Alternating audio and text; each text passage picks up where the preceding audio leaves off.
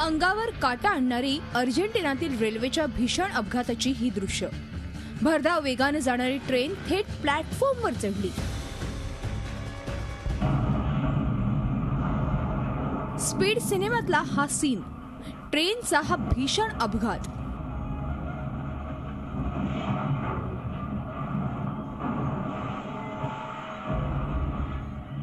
इतका भीषण की याहीपेक्षा अधिक गंभीर अपघात मुंबईतल्या चर्चगेट रेल्वे स्टेशनवर रविवारी सकाळी घडला असता।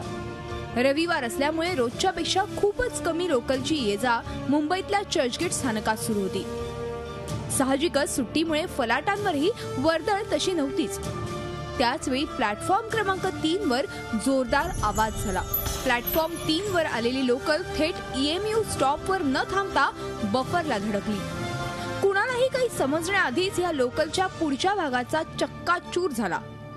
या धडकेत मोटरमन आणि 4 प्रवासी जखमी झाले। रविवार असल्यानं लोकलला रोजच्या तुलनेत कमी गर्दी होती, अन्यथा मोठी दुर्घटना देखील घडली असती।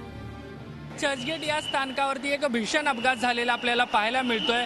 चर्चगेट स्टेशनच्या प्लॅटफॉर्म नंबर 3 वर ही लोकल आल्यानंतर जो एंड आहे तिथे न थांबता ही सरळ जी आहे ती प्लॅटफॉर्मवरती चढलेली आपल्याला पाहायला मिळते। जो बफर एंड आहे तिथे ट्रेन आल्यानंतर ट्रेन ज्या आहेत त्या थांबतात, मात्र ही ट्रेन जी आहे ती प्लॅटफॉर्मवरती चढलेली आपल्याला पाहायला मिळते। आणि किती भीषण पद्धतीने अपघात झालेला आहे तो आपण इथे बघतोय। मोटरमॅनचं नियंत्रण सुटलेलं आहे असं सांगण्यात येतं। त्यामुळे आपण जर बघितलं तर आपल्याला पाहायला मिळेल की जो बफर एंड आहे त्याला तोडून ही ट्रेन जी आहे ती बाहेर आलेली आहे। या दुर्घटनेप्रकरणी दोषींना शिक्षा झालीच पाहिजे अशी मागणी रेल्वे प्रवासी संघटनेनं केली आहे। मोठी चूक आहे रेल्वेची आणि जे चुकले आहेत त्यांना सजा भेटलीच पाहिजे। असे खेळणारे लोकांच्या, रेल्वेच्या जीवाशी खेळणारे, रेल्वेच्या यात्र्यांशी खेळणाऱ्या लोकांना सजा झालीच पाहिजे। या घटनेप्रकरणी चौकशी होईपर्यंत या दुर्घटनाग्रस्त लोकलचा मोटरमन, गार्ड आणि लोकल इन्स्पेक्टरला निलंबित करण्यात आलंय।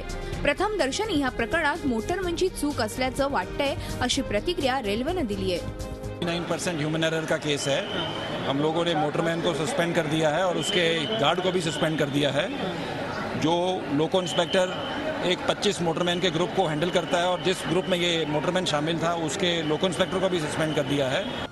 मुंबईची लाईफलाईन म्हणून लोकलकडे पाहिलं जातं, मात्र हीच लोकल आता प्रवाशांसाठी डेडलाईन बनू लागली की काय असा प्रश्न मुंबईकरांना पडू लागलाय। रविवारऐवजी अन्य कोणता दिवस असता तर काय झालं असतं ह्या कल्पनेनंही अंगावर काटा येतो। त्यामुळे ह्या प्रकरणाची सखोल चौकशी व्हावी अशी मागणी होतीये। देवेंद्र कोल्हटकरचं bureau report, Zee media, Mumbai. Zee 24 तास रहा एक पाऊल पुढे।